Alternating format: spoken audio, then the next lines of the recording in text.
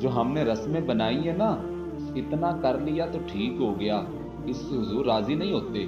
ہم نے کبھی کسی کا دروازہ کھٹکھٹایا ہی نہیں کہ آؤ نماز پڑھو، کبھی کسی کو دعوت ہی نہیں دی، بلکہ ہم نے تو یہ کہاوت ذہن میں بٹھا لی ہے اور عام کر لی ہے کہ پیاسا کنویں کے پاس خود چل کے جاتا ہے، نہ کہ کنواں پیاسے کے پاس آتا ہے۔ اور رسول پاک ان سب کاموں کے لیے خود تشریف لے جایا کرتے تھے۔ یہ ڈیوٹی صرف علماء کی نہیں بلکہ ہم سب کی مشترکہ ڈیوٹی ہے۔ بلکہ حضور نے تو ارشاد فرمایا، بلغ انی ولو آیا، میری ایک ایک آیت لے کے نکل جاؤ اور پھیل جاؤ۔ ہر بندے کی ڈیوٹی لگا دی حضور نے۔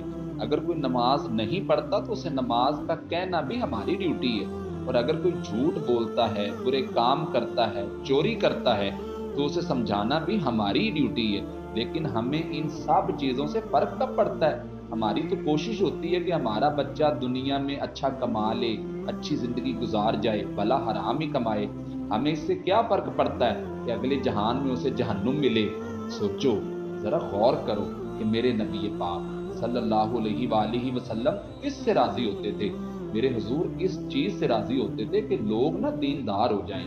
ایک نوجوان تھا، 12 سے 14 سال کا، یہودیوں کا بچہ تھا، اکثر حضور کے پاس آیا کرتا تھا، چھوٹے موٹے کام نبی پاک کے کر دیتا تھا، اور اگر کچھ کام کرنے کو نہ بھی ہوتا تو آ کے بیٹھا رہتا، حضور کا چہرہ دیکھتا رہتا، خوش رہتا اور حضور کی زیارت کرتا رہتا۔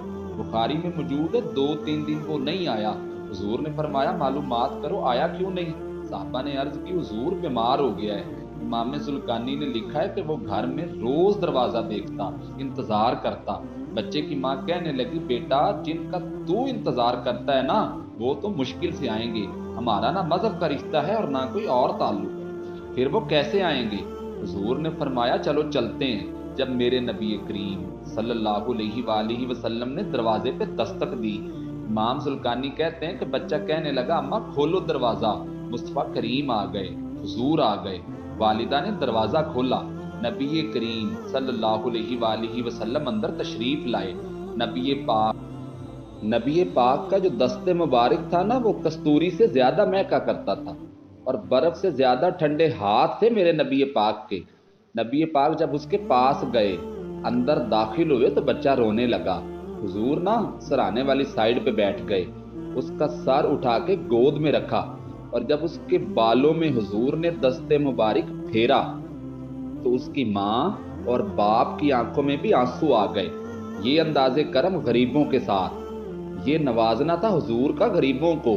ایک ہندو شاعر تھا تو وہ حضور کی نعتیں لکھتا تھا، تو کچھ مسلمان بھی نا بڑے ڈاڈے ہوتے ہیں، اس کے پاس جا کے کہنے لگے، نعتیں تو تم بڑی لکھتے ہو، کلمہ کیوں نہیں پڑھ لیتے؟ کلمہ پڑھ تو مانے۔ تو اس نے کہا، چل اس پہ بھی شعر میں نے لکھا ہے۔ کہنے لگا، ہو جائے عشق کسی سے کوئی چارہ تو نہیں، صرف مسلم کا محمد پہ اجارہ تو نہیں۔ اتنا ڈاڈا نہ ہو میرے ساتھ، یہ ایسا تو نہ کر، پیار اگر ہو ہی گیا ہے تو تم میرے ساتھ یہ رویہ نہ اپنا۔ حضور نے جب پھیرا نا بالوں میں ہاتھ تو ماں باپ رونے لگے، اس نے بھی آنکھیں کھولی۔ میرے نبی پاک صلی اللہ علیہ وآلہ وسلم نے اس بچے کا چہرہ دیکھا، حضور سمجھ گئے کہ اب وقت تھوڑا رہ گیا۔ اب حضور نے اس کے ساتھ وہی کیا جس سے اس کی آخرت سنور جائے۔ وہ کیا؟ جس کا حضور شوق رکھتے تھے سب کے لیے۔ میرے محبوب فرمانے لگے، بیٹے کلمہ پڑھ لے۔ تو بیٹے نے اپنے ماں باپ کی طرف دیکھا تو باپ کی آنکھوں میں بھی آنسو آ گئے۔ کہنے لگے، بیٹا آج ثابت ہو گیا کہ اتنا پیار تو میں بھی تجھ سے نہیں کرتا جتنا پیار حضور تجھ سے کرتے ہیں، تو میری طرف نہ دیکھ، تو پڑھ لے کلمہ۔ اس بچے نے ابھی کلمہ پڑھا ہی تھا کہ اس کی روح پرواز کر گئی، مسلمان ہوتے ہی اللہ کی بارگاہ میں حاضر ہو گیا۔ نبی کریم صلی اللہ علیہ وآلہ وسلم جب باہر نکلے، آنکھوں میں آنسو تھے، لبوں سے مسکرا رہے تھے۔ حضور فرمانے لگے کہ اللہ کا شکر ہے، میری وجہ سے اللہ نے اسے جہنم سے آزاد کر دیا ہے۔ شکر اس بات پہ کریں کہ کوئی ہماری وجہ سے دوزخ میں نہ جائے۔ ایک بات یاد رکھیں، نبی پاک کی ہمیشہ سے خواہش تھی کہ لوگ سنوریں، دین پر عمل کریں۔ صحابہ کے ایک گروہ سے نا حضور نے فرمایا، جمعہ وہاں جا کے پڑھنا جہاں جہاد کرنا ہے، تو بہت سارے لوگ چلے گئے، چند لوگ رہ گئے، تو جو رہ گئے نا حضور نے ان سے فرمایا تم نہیں گئے؟ تو وہ کہنے لگے حضور آپ کی اقتداء میں جمعہ پڑھنا چاہتے تھے تاکہ مقبول ہو جائے۔ تو پتہ ہے اس پر کیا لفظ تھے حضور کے، کیا انداز تھا میرے رسول پاک کا؟ حضور فرمانے لگے اگر تم میری بات مان کے وہاں جاتے اور ادھر جمعہ پڑھتے تو مجھے زیادہ خوشی ہوتی۔ نبی پاک صلی اللہ علیہ وآلہ وسلم کی ہمیشہ سے خواہش رہی اور شروع سے ذوق رہا، اس کے لیے حضور عکاظ کی منڈیوں میں بھی گئے، اس ذوق کے لیے حضور میلوں میں بھی گئے، لوگوں کو کھڑا کر کر کے روکا، ان کو کہا کہ دین قبول کر لیں۔ یہ انداز تھا میرے پیارے حضور کی۔